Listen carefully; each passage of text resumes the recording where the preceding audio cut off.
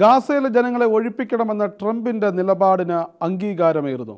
ഗാസയിൽ നിന്നും ഒഴിപ്പിക്കുന്ന ജനങ്ങളെ താൽക്കാലികമായി ഏറ്റെടുക്കാൻ തയ്യാറാണെന്ന് ഇന്തോനേഷ്യ പ്രസിഡന്റ് പ്രബോവോ സുബിയാന്റോയാണ് ഈ പ്രതികരണം നടത്തിയത്.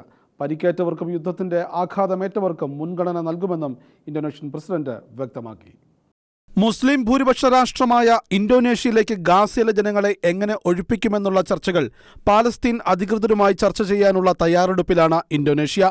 പ്രസിഡന്റ് പ്രബോവോ സുബിയാന്റോ ഇത് സംബന്ധിച്ചുള്ള ഉത്തരവ് ഇന്തോനേഷ്യൻ വിദേശകാര്യമന്ത്രിക്ക് നൽകിക്കഴിഞ്ഞതായാണ് റിപ്പോർട്ടുകൾ വ്യക്തമാക്കുന്നത്. ഇന്തോനേഷ്യ ഇസ്രായേൽ പാലസ്തീൻ വിഷയത്തിൽ ദ്വിരാഷ്ട്ര പരിഹാരത്തിനായി വാദിക്കുകയും മാനുഷിക സഹായം അയക്കുകയും ചെയ്തിട്ടുള്ള രാജ്യമാണെന്ന് പ്രസിഡന്റ് വ്യക്തമാക്കുന്നു.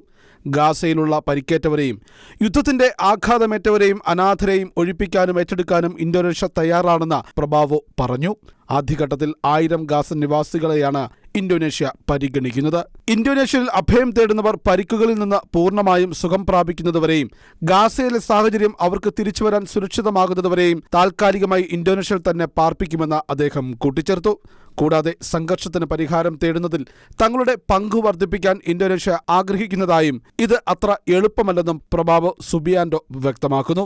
US പ്രസിഡന്റ് ഡൊണാൾഡ് ട്രംപ് പാലസ്തീനികളെ ഗാസയിൽ നിന്ന് മാറ്റാനും ഗാസയിലെ പാലസ്തീനികളെ ബലപ്രയോഗത്തിലൂടെ പുറത്താക്കാനുമുള്ള ഏത് ശ്രമവും ശക്തമായി നിരസിക്കുന്നുവെന്ന് ഇന്തോനേഷ്യയുടെ വിദേശകാര്യ മന്ത്രാലയം പറഞ്ഞതിന് 2 മാസത്തിന് ശേഷമാണ് ട്രംപിന്റെ ആശയങ്ങൾ നടപ്പിലാക്കാനുള്ള തീരുമാനവുമായി പ്രബോവോ മുന്നോട്ട് വന്നിരിക്കുന്നത്. അതേസമയം ആവശ്യമെങ്കിൽ ഗാസയിലേക്ക് സമാധാന സേനയെ അയക്കാൻ ഇന്തോനേഷ്യ തയ്യാറാണെന്ന് കഴിഞ്ഞ വർഷം ഔദ്യോഗികമായി പ്രസിഡന്റ് സ്ഥാനം ഏറ്റെടുക്കുന്നതിന് മുമ്പ് പ്രബോവോ വ്യക്തമാക്കിയിരുന്നു.